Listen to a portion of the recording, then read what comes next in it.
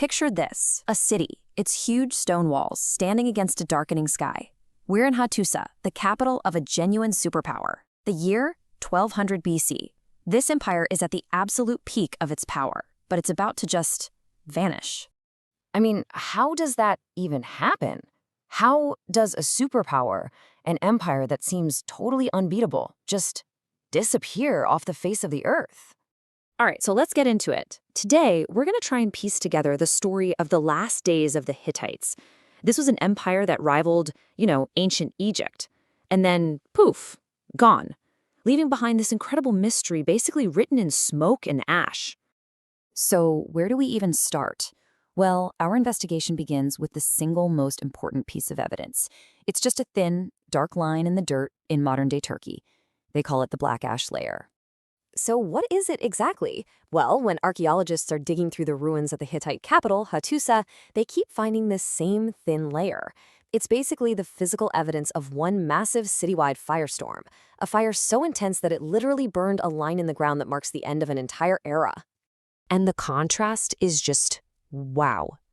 Everything below this line, that's the Hittite Empire. You find palaces, writing tablets, all the signs of a complex, thriving civilization. And everything above it? Silence. Nothing. The story just stops cold. To really understand how shocking this is, you have to get a sense of just how powerful the Hittites actually were. So let's take a look at their capital. This was a fortress they thought would last forever. So back in the 13th century BC, right before everything went sideways, Hattusa wasn't just a city. It was a statement, a flex. It was built into this rocky outcrop, totally engineered from the ground up to be absolutely unconquerable. I mean, think about this. We're talking about a massive double wall with more than 100 defensive towers sticking out of it. This was the absolute peak of military design for its time. Impregnable. That one word really captures the whole mindset of the Hittite Empire. It wasn't just a wish or a hope. It was a core belief. It was basically carved into the stone of their city. They genuinely believed they were untouchable. And honestly, they had every reason to be that confident. They ruled this huge empire stretching across Turkey and Syria. Their chariot armies were legendary. And get this, they were one of the only powers on Earth that could fight the Egyptian Pharaohs to a complete standstill. By any measure, they were masters of the known world. But inside this fortress of power, there was a hidden weakness, a really fatal flaw right at the foundation of their entire system. Let's call it the bronze trap. I mean, the whole era is named after this metal for a reason. Bronze wasn't just for fancy statues, it was the engine of everything. The military, the economy, and it's an alloy, which just means it's a mix of two different metals. Okay, so one of those metals, copper, was super common. They had tons of it right in their own backyard. But the other one, tin, that's where the problem starts. Tin was extremely rare. The main place to get it was thousands of miles away in modern-day Afghanistan. So here's the key takeaway. You can think of tin as the strategic oil of the ancient world. If you didn't have tin, you couldn't make bronze. No bronze meant no weapons meant no army. Your entire military machine would just grind to a halt. And that created this terrifying weakness right at the heart of their empire. Their whole mighty war machine, the chariots, the swords, the armor, all of it depended on a supply chain that was as fragile as a cobweb. All it would take is one little break in that chain and the whole thing could just fall apart. But in the end, the thing that finally broke that chain wasn't some rival army or pirates on the sea. Nope, the fatal blow came from the sky. Okay, so check this out. We know from studying tree rings that right around the time of the collapse, there was a massive worldwide climate catastrophe. The leading theory? A huge volcanic eruption way over in Iceland called Hekla 3.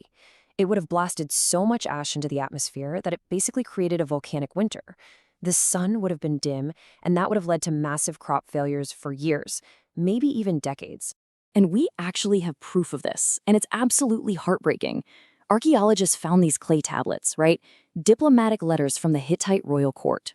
And on one of them, a Hittite queen wrote to the Pharaoh of Egypt, and her message was simple and terrifying. I have no grain in my lands. I mean, just let that sink in for a second.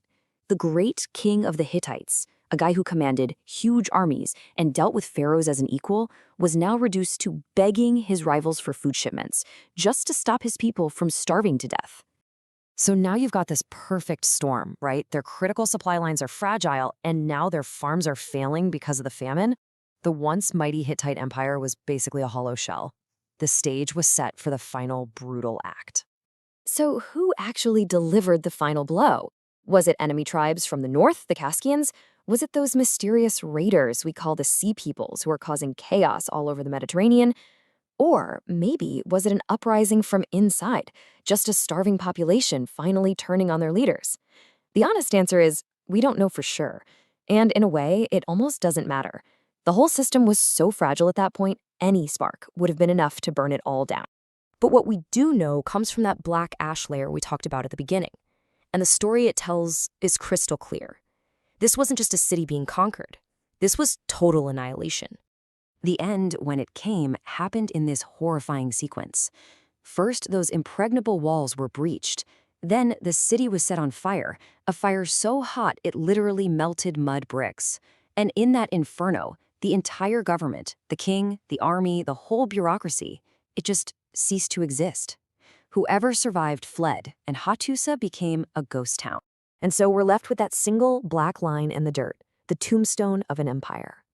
It really forces us to look around at our own world, right? Our own complex, interconnected systems, our own fragile supply chains, our own changing climate, and it makes you ask a pretty unsettling question. The Hittites were absolutely convinced their walls would last forever. It makes you wonder, how permanent are the walls we're building today?